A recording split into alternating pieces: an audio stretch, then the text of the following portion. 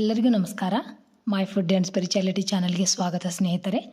ಇವತ್ತು ನಾನು ಒಂದು 5 ವರ್ಷದ ಬಾಲಕ ತನ್ನ ಕಠಿಣ ತಪಸ್ಸಿನಿಂದ ಶ್ರೀಮನ್ನಾರಾಯಣನನ್ನೇ ಒಲಿಸಿಕೊಂಡ ತಾರೆಯಾಗಿ ಶಾಶ್ವತವಾಗಿ ಆಕಾಶದಲ್ಲಿ ತಾರೆಯಾದಂಥ ಒಬ್ಬ ಬಾಲಕನ ಬಗ್ಗೆ ಕತೆ ಹೇಳ್ತೀನಿ. ಬರೀ ಯಾರು ತಾರೆಯಾದ್ರಂತ ಹೇಳ್ತೀನಿ. ಮೊದಲು ಯುಗ ಸ್ಟಾರ್ಟ್ ಆದಾಗ ಅಂದರೆ ಯುಗ ಆರಂಭವಾದಾಗ ಮನು ಅಂತ ಒಬ್ಬ ರಾಜ ಇರ್ತಾನೆ. ಅವ್ರ ಮಗ ಉತ್ಥಾನಪಾದನಿಗೆ 2 ಹೆಂಡತಿಯರು ಇರ್ತಾರೆ. ಸುನೀತಿ ಮತ್ತು ಸುರುಚಿ ಎಂಬ 2 ಹೆಂಡತಿಯರು ಇರ್ತಾರೆ. ಇಬ್ಬರಿಗೂ ಒಬ್ಬೊಬ್ಬ ಗಂಡು ಮಕ್ಕಳು ಇರ್ತಾರೆ. ಅವನು ಒಬ್ಬನು ಉತ್ತಮ ಅಂತ, ಇನ್ನೊಬ್ಬ ಅವನು ಧ್ರುವ ಅಂತ. 2 ಮಕ್ಕಳು. ಸುನೀತಿ ಮಗ ಧ್ರುವ, ಅವನು ಹಿರೇ ಹೆಂಡತಿ ಆಕಿ, ಮತ್ತು ಸುರುಚಿ 2ನೇ ಹೆಂಡತಿ, ಆಕಿ ಮಗ ಉತ್ತಮ ಅಂತ. ಆದ್ರೆ ರಾಜ ಸುರುಚಿ ಅಂದರೆ ಸಣ್ಣ ಹೆಂಡತಿಗೆ ಭಾಳ ಪ್ರೀತಿ ಇರ್ತಾನೆ. ಹಾಗಾಗಿ ಆಕಿನ ಅರಸಿ ಮಾಡ್ಕೊಂಡಿರ್ತಾನೆ. ಆಕಿ ಮಗನ್ನ ಯುವರಾಜನನ್ನು ಮಾಡ್ಕೊಂಡಿರ್ತಾನೆ. ಆಮೇಲೆ ಸುನೀತಿನ ಮತ್ತು ಧ್ರುವನ ತನ್ನ ಒಂದು ಅರಮನೆಯಿಂದ ದೂರ ಇಟ್ಟಿರ್ತಾನೆ. ಅವ್ರನ್ನೊಂದು ಮನೆ ಮಾಡಿ ತನ್ನ ರಾಜ್ಯದ ಸಮೀಪ ಇಟ್ಕೊಂಡಿರಂಗಿಲ್ಲ. ಒಂದು ಸಾರಿ ಅರಮನೆಯೊಳಗೆ ತಾನು ಮಗ ಉತ್ತಮನನ್ನು ತೊಡೆ ಮೇಲೆ ಕರ್ಕೊಂಡು ಕೂತ್ಕೊಂಡಾಗ ಅಚಾನಕ್ಕಾಗಿ ಅಲ್ಲಿ ಧ್ರುವ ಬರ್ತಾನೆ. ಧ್ರುವ ಬಂದು ಅಪ್ಪನನ್ನು ತನ್ನ ತಮ್ಮನ ಕರ್ಕೊಂಡು ಕುಂತಿರೋದು ನೋಡಿ ತಾನು ಕುಂದಿರ್ತೀನಿ ತೊಡೆ ಮೇಲೆ ಅಂತಾನೆ. ಆವಾಗ ಸುರುಚಿ, ನೀನು ಮಹಾರಾಜನ ತೊಡೆ ಮೇಲೆ ಕುಂದಿರ್ಬೇಕಂದ್ರೆ ಅದೃಷ್ಟ ಮಾಡಿರಬೇಕು, ನಿನಗೆ ಆ ಅದೃಷ್ಟ ಯೋಗ ಎರಡೂ ಇಲ್ಲ, ಹೋಗು ಅಂತ ಧ್ರುವನ್ನ ದೂಡಿಬಿಡ್ತಾಳೆ. ದೂಡಿದ ತಕ್ಷಣ ಧ್ರುವ ಹತ್ಕೊಂತ ಅಮ್ಮನ ಕಡೆ ಬರ್ತಾನೆ. ಅಮ್ಮನ ಕಡೆ ಬಂದು ರಾಜ್ಯದೊಳಗೆ ಎಲ್ಲ ಹೇಳ್ತಾನೆ. ಅಪ್ಪನ ತೊಡೆ ಮೇಲೆ ಕೂತ್ಕೊಳ್ಳೋಕೆ ಹೋದ್ರೆ ಚಿಕ್ಕಮ್ಮನ ಈ ಥರ ಎಲ್ಲ ದೂಡಿದ್ಲು ಅಂತ ಹೇಳ್ತಾನೆ.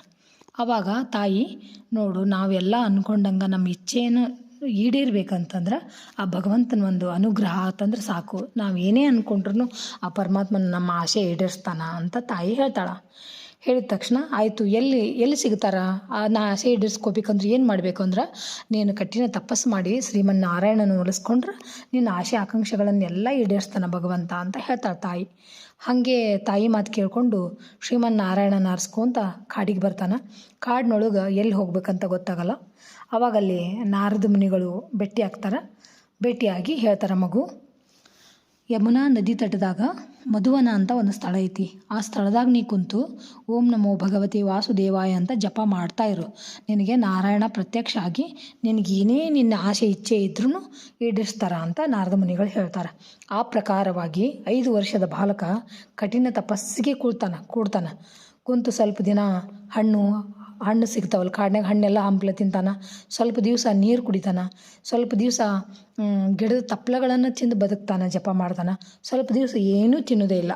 ಆವಾಗ ದೇವಾನುದೇವತೆಗಳೆಲ್ಲ ಹೋಗಿ, ಇಷ್ಟು ಸಣ್ಣ ವಯಸ್ಸಿನ ಮಗು ನಿಮ್ಮ ಕಠಿಣ ತಪಸ್ಸು ಮಾಡಕ್ಕಂತೈತಿ, ಹೋಗಿ ಅವನಿಗೆ ಪ್ರತ್ಯಕ್ಷ ಆಗಿ ವರ ಕೊಡ್ರಿ ಅಂತ ತಾಯಿ ಮಹಾಲಕ್ಷ್ಮಿ ಹೇಳ್ತಾಳೆ. ಆವಾಗ ಶ್ರೀಮನ್ನಾರಾಯಣ ಸಾಕ್ಷಾತ್ ಧ್ರುವನಿಗೆ ಪ್ರತ್ಯಕ್ಷ ಆಗಿ ಕೇಳ್ತಾರೆ, ನಿನಗೇನು ಇಚ್ಛೆ ಐತಿ ಅಂತ. ಆವಾಗ ಹೇಳ್ತಾರೆ, ನನಗೇನೂ ಇಚ್ಛೆ ಇಲ್ಲ. ಯಾಕಂದರೆ ಈಗ ನೋಡ್ರಿ, ಸಾಕ್ಷಾತ್ ಭಗವಂತನ ಅವ್ರ ಮುಂದೆ ಬಂದಾಗ ಬಾಯೊಳಗೆ ಮಾತಾ ಬರಲ್ಲ, ಏನು ಕೇಳಬೇಕಂತನ ಗೊತ್ತಿರಲ್ಲ. ಅವಾಗ ನಾನು ಏನು ಇಚ್ಛೆ ಇಲ್ಲಪ್ಪ ಪರಮಾತ್ಮ, ನೀನು ನನಗೆ ಪ್ರತ್ಯಕ್ಷ ಆದಲ್ಲ, ನನಗೆ ಅಷ್ಟೇ ಸಾಕು ಅಂತ ಹೇಳ್ತಾನೆ ಧ್ರುವ. ಶ್ರೀಮನ್ನಾರಾಯಣ ಹೇಳ್ತಾರೆ, ಹೋಗು, ನಿನ್ನ ಆಯುಷ್ಯ ಇರುವವರೆಗೂ ನೀನು ರಾಜನಾಗಿ ನಿನ್ನ ರಾಜ್ಯದೊಳಗೆ ರಾಜ್ಯಭಾರ ಮಾಡು. ಆಮೇಲೆ ನನ್ನ ವೈಕುಂಠ ಲೋಕಕ್ಕೆ ಬಂದ ಮೇಲೆ ನಿನಗೊಂದು ಶಾಶ್ವತವಾದಂಥ ಸ್ಥಾನ ಕೊಡ್ತೀನಿ ಅಂತ ಶ್ರೀಮನ್ನಾರಾಯಣ ಅವನಿಗೆ ವರದಾನ ಕೊಡ್ತಾರೆ. ವಾಪಸ್ ಹೋದಾಗ ಅವ್ರ ತಂದೆಗೂ ಮಗನದು ಕಾಡಿಗೆ ಹೋಗಿದ್ದು ಭಾಳ ಪಶ್ಚಾತ್ತಾಪ ಆಗುತ್ತೆ. ಅವಾಗ ಬಂದ ತಕ್ಷಣ ಧ್ರುವನ ರಾಜನಾಗಿ ಮಾಡ್ತಾರೆ. ರಾಜನಾಗಿ ಮಾಡಿ ಅವರು ವಾನಪ್ರಸ್ಥಕ್ಕೆ ಹೋಗ್ತಾರೆ. ರಾಜ 100 ವರ್ಷ ಬದುಕಿ ಬಾಳಿ ರಾಜನಾಗಿ ಮೆರೆದ ಧ್ರುವ ವೈಕುಂಠ ಲೋಕಕ್ಕೆ ತಲುಪ್ತಾನೆ. ಆವಾಗ ಶ್ರೀಮನ್ನಾರಾಯಣ ಅವನಿಗೆ ಶಾಶ್ವತವಾದಂಥ ಉತ್ತರ ದಿಕ್ಕಿನಲ್ಲಿರೋ ಧ್ರುವ ಆಗುವಂಥ ವರದಾನ ಕೊಟ್ಟಿರ್ತಾರೆ. ಆವಾಗ ಅವನು ಒಂದು ಧ್ರುವ ನಕ್ಷತ್ರವಾಗಿ ಹೊಳಿತಾನೆ. ಯಾವಾಗಲೂ ಅಷ್ಟು ಅದ್ಭುತವಾದಂಥ ಒಂದು ಸ್ಥಾನವನ್ನು ಧ್ರುವ ಪಡ್ಕೊತಾನೆ. ಕೇಳಿದ್ರಲ್ಲ ಸ್ನೇಹಿತರೆ, 5 ವರ್ಷದ ಬಾಲಕನು ಭಗವಂತ ಯಾವ ಥರ ಒಲಿಸ್ಕೊಂಡ ಅಂತ. ಯಾವತ್ತೂ ನಮ್ಮಲ್ಲಿ ಒಂದು ಅಹಂಕಾರ ಇಲ್ಲದ ಭಗವಂತನ ಪ್ರಾರ್ಥನೆ ಮಾಡಿದ್ರೆ ನಮಗೆ ಪ್ರತ್ಯಕ್ಷ ಆಗಲ್ಲ, ಆದರೆ ನಮ್ಮ ಆಸೆ ಆಕಾಂಕ್ಷೆಗಳನ್ನು ಪರಮಾತ್ಮ ಯಾವತ್ತೂ ಈಡೇರಿಸ್ತಾನಂತ ನನ್ನ ನಂಬಿಕೆ. ಆ ಭಗವಂತನನ್ನು ಸದಾ ಭಕ್ತಿಯಿಂದ ಶ್ರದ್ಧೆಯಿಂದ ನಾವು ಪ್ರಾರ್ಥಿಸಿ ಆ ಭಗವಂತನ ಪ್ರೀತಿಗೆ ಪಾತ್ರರಾಗೋಣ. ಎಲ್ಲರಿಗೂ ನಮಸ್ಕಾರ. ಜೈ Shri Krishna. Thanks for watching.